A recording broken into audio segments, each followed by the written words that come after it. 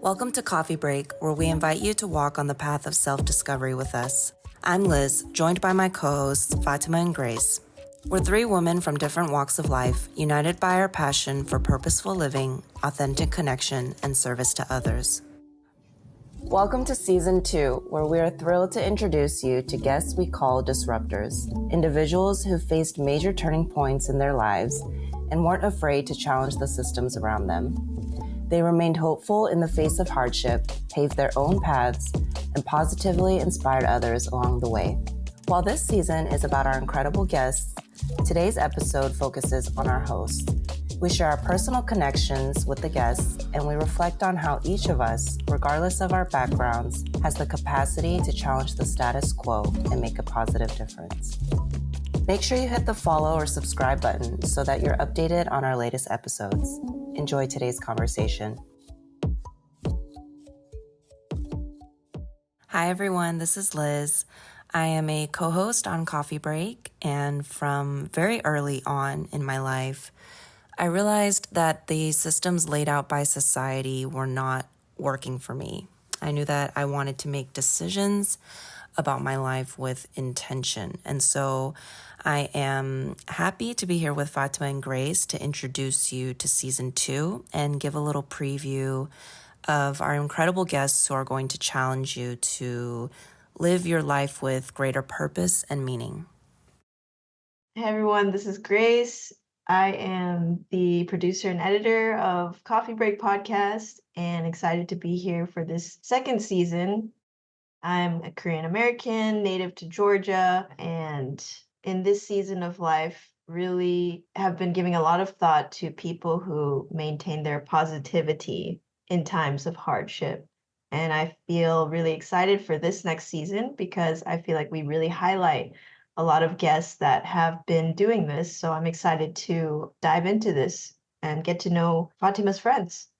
Yeah, well, as you all know, I'm so excited. I had my first grandchild, and as you will hear when we talk to Maddie, it was not the experience that we expected. She ended up having some medical complications. I won't go into those details, but we're very excited that he's here now, and he's almost 3 months at this point. And there's so many emotions that I didn't expect, and so many revelations that I didn't expect as a grandmother. I still feel so young. I always thought of my grandparents as like, on their canes, sitting on rocking chairs. Not that they literally did that, but that when you were a grandparent, you were old. But I don't feel like that. I feel the same as I did the day before she had a baby. So that's interesting. And then another thing that I'm really excited about is I've moved off the mainland and we had some time to adjust, and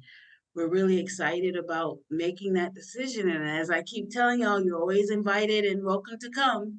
So who's going to come first? I can't wait. Yeah. So what's going on with you all?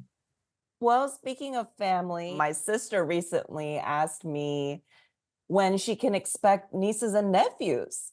Oh, wow. And that is really new because she's never really asked me anything like that before. And I just looked at her, and her question was very serious, which I thought was hilarious because I said, well, I think you skipped a couple steps there. I think I need to have somebody to have the nieces and nephews with. Right. And then she just kind of trailed off and ran away. So Such a random question. It is a random question, but it must be on her mind, maybe that we're both getting to that age that, we're thinking about sharing life with somebody. So I'm slowly opening my heart and my mind back up to the idea, and hopefully something good will come out of that. I'm sure it will, because we're hope dealers. Yes, I'm hopeful. What about you, Grace? Let's see. I actually had a really interesting dinner with some old friends, and it was me and three other women with very different backgrounds, different upbringings, two Italians, a Spanish woman, and a Korean. And we just kind of made this realization of like, we're so different and our cultures are different. But after this conversation, it seems like the human experience and the experience of being a woman There's so many things that are just so similar that we all innately understand and connect on. It was just a great conversation, and I feel like when you pull back all the layers, there are elements where you can always find connection, and then to be able to share that with someone else and realize that at the end of the day, we're all human, and to not see the differences in each other, but just see the other person's soul, you know? Yeah, and we were even sharing like childhood memories, and it was funny how we all had a very similar experience of going over because we all lived in like very, I don't want to say deprived, but like in very like there was no junk food in my house growing up. And so anytime I went over to my white friend's house, like their pantry would be like filled with like Pop-Tarts, Rice Krispies, like all the candy and snacks that I could never eat. And so I would just like I would have to practice a lot of self-restraint, eat everything in Not the to pantry. gorge. Right, Yeah. because I didn't want to be a bad guest and I didn't want my friend's parents to be like, "What? Don't invite her over anymore." And She so went shopping in our pantry.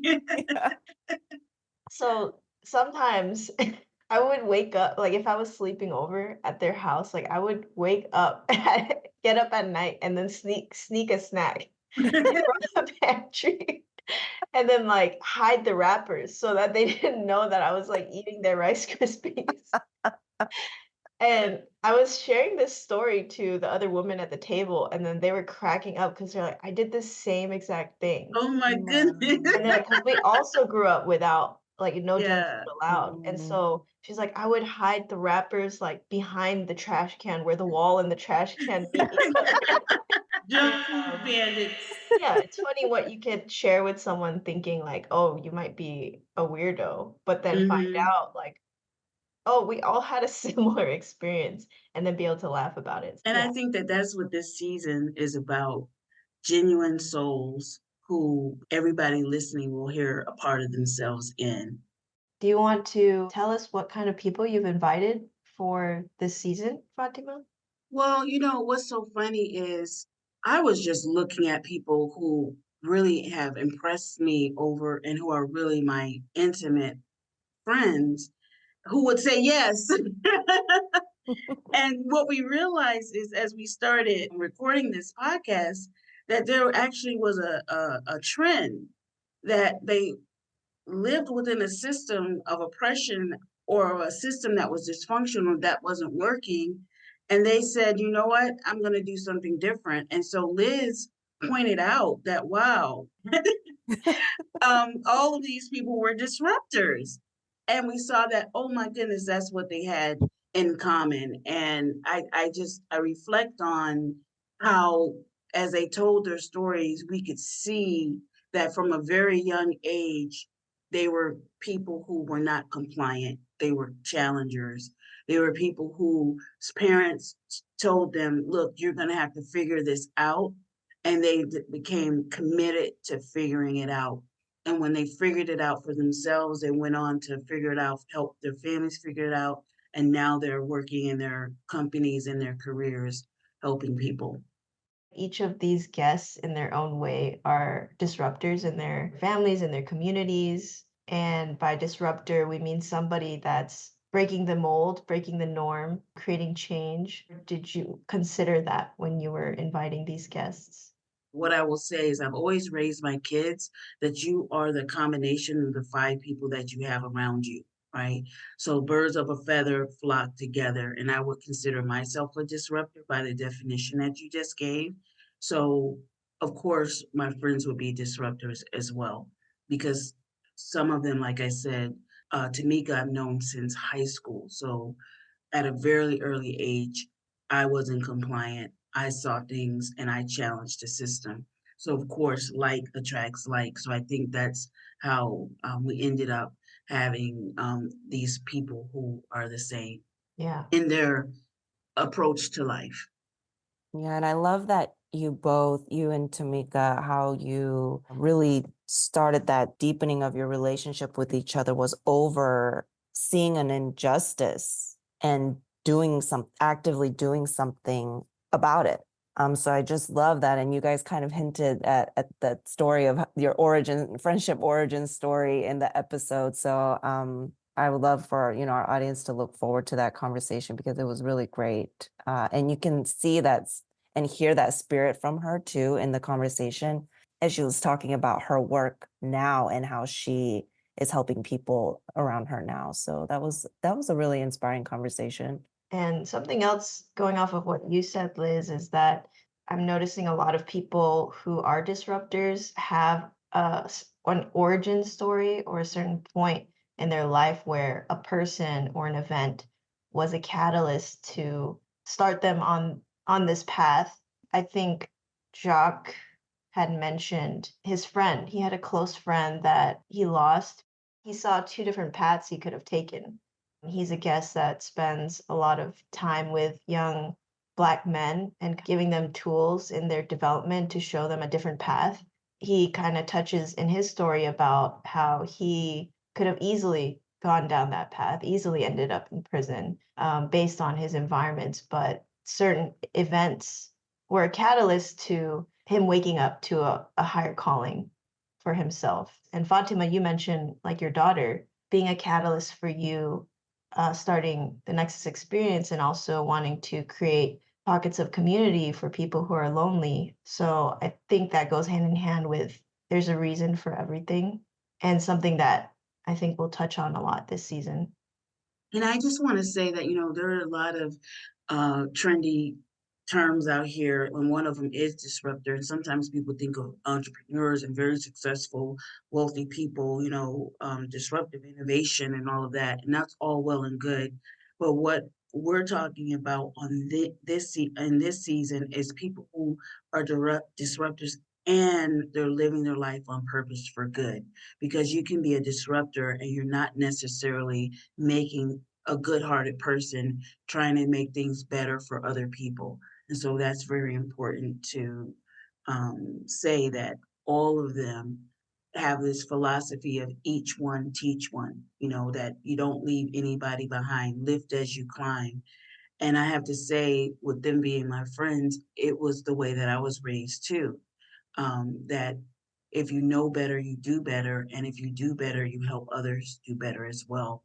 And so I think that is why we see that commonality because we all had the same kind of mindset and upbringing. Even though what's so spectacular or interesting, fascinating about this season is we're different ages, different races, different geography. We have somebody in South Africa, we have someone in California, we have someone in New York, we have someone in Mississippi.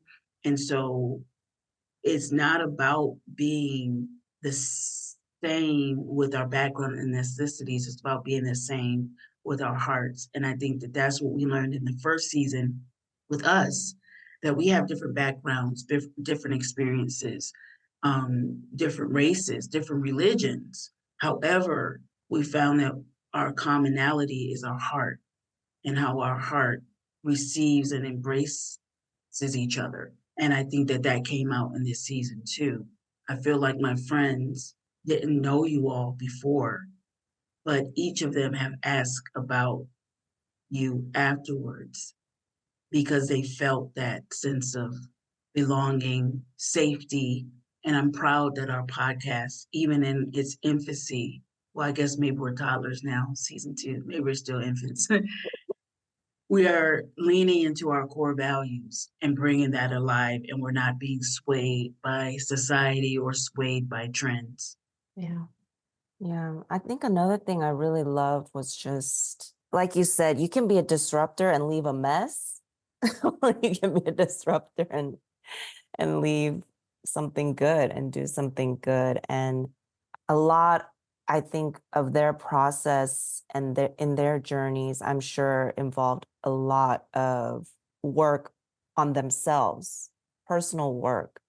And the work is not easy and it's not inflating. It's very, very humbling. And I think that's the point that I could really feel from each of the guests on this season is that they've really done the work on themselves and not just been made aware, but said, hey, like I want to really become full in who I am, who I'm meant to be, what I feel my purpose is, and really run with it and thrive in that. And as a result, on the way, like you said, Fatima, help others, pull people up with them. And I think that's a true marker of really taking responsibility for the things that they're acknowledging in their life, the pains and the challenges that they're acknowledging. So yeah, I love that about our conversations with them. And Tomika, we've known each other for years, and she still has to help me with my pronunciation of her name. But she said she's very obedient. And when you said that, I think that's another thing too. They had to obey their purpose, they had to obey the call, all of them, because we all have a purpose, we all have a gift. But do we obey the call? A Mm. lot of us, at some point, it gets, veiled and it's dark and we get distracted and we end up just living this meaningless, wandering life, right? I think what's so special about them and why it's so important and how much you're going to grow from listening to their stories is that they were obedient to the call. And you might hear a little bit about yourself in each one of them. And I think that's another thing for me too. I kept having aha moments and high five moments. Oh yeah, yeah, that sounds like something that I've been through as well. And they're powerful storytellers. I love the fact that they know themselves, they know their stories, and they felt courageous enough to be vulnerable and transparent about what they'd gone through. Yeah. Yeah. And I think it's a testament to all of their strengths. I feel like it's really easy to go through hardship at a really young age and then come out of it very hardened, very bitter, or living just for yourself and forget everyone else, you know? But I feel like each of these guests kind of made a decision to be a force of good in their communities. We might not have been recording yet, but you talked about you have to be the change you want to see, Hmm. that realization. And I feel like each of these guests take full responsibility for that. Instead of waiting for, I wish this kind of person existed in my community, it's like they became those people who could pave that path for others. Along with what you just said, Grace, is the ability to hold the pain and the joy at the same time. So they've gone through a lot of things that might be viewed as traumatic or life altering, but all of them, I was just they were constantly laughing, constantly finding the humor in the situation. And you could feel that they were also obedient to the having joy in their lives as well Mhm. and making space for their joy in their lives. And so to me, that's hope. Even with everything, that is what gets them up every day is the hope of something better. As opposed to some of us, we see all that's going around and we don't do anything to help, to change. At least not at least, at most, they're having their families, their careers, and they are helping out in the community. And I love what Sam said. She said the ability to always think both and things don't have to be polar opposites or in conflict with each other. That you can have a joyful, personal, full life and cry and have a hard time getting up in the morning because of what you're seeing going on in different parts of the world. And so hope is definitely something that I feel I can work on. I had a lesson recently that I can be a hope dealer because of my faith in God, because of the wisdom I feel I've attained at this age.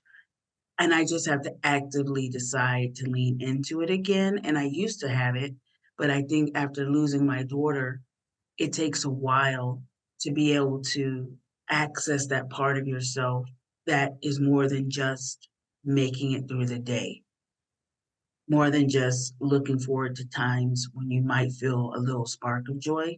I think now I'm getting to a point of those different emotions and experiences and the complexity of my personality, I think is coming alive again. And they helped me, all of my friends who were on, Maddie, Sam, Jacques, Tamika, Kyra, they help me to remember myself through hearing them remember themselves. I think it takes a lot of self-awareness to maintain a positive outlook on life and a positive perspective. But I feel like that shows a lot of the strength of somebody. You have to start with yourself first of how are my thoughts oriented? Do they naturally fall negative? Am I looking for the bad in other people, in my circumstances, in my environments, or am I looking for the good? Am I looking for the things I could be grateful for? Like having a heart of gratitude. And I feel like then that overflows out of you and other people can feel that. And I feel like there's a lot of power in words. The words that you speak to yourself and also to other people has a lot more power than you might think. And so, yeah, I think we really hope in this second season that the words that our guests are speaking out, the hope for their communities, the hope for change, things that they're looking forward to, we hope that our viewers can feel that hope and have a lot to look forward to as well. So look forward to our first guest episode with Tomika Rayford. She has a very successful corporate background and now is a advocate and coach for digestive rest and for a more holistic way of living. So if you are interested in that, she takes her time to share her story and shares the struggles that she's dealt with in terms of her health and how she's helping people around her now to take charge of theirs. That's it for today. Thank you for listening. We hope you enjoyed the conversation. To learn more about today's guests and find related links and resources, visit the episode page at nexusexperience.com. You'll also find our full podcast archive and a free 10-page workbook with 4 powerful journal prompts to help you reconnect with yourself. If you'd like to support the podcast, please subscribe on Spotify, Apple Podcasts, or YouTube. And if you enjoyed this episode, leave a review letting us know. Sharing the show with friends is also incredibly helpful. You can find us at Inside Coffee Break on Instagram and TikTok. For updates, subscribe to our newsletter on Substack via the footer of our website at nexusexperience.com. Today's show was edited by our co-host, Grace Chung. We appreciate your love and support. See you in the next episode.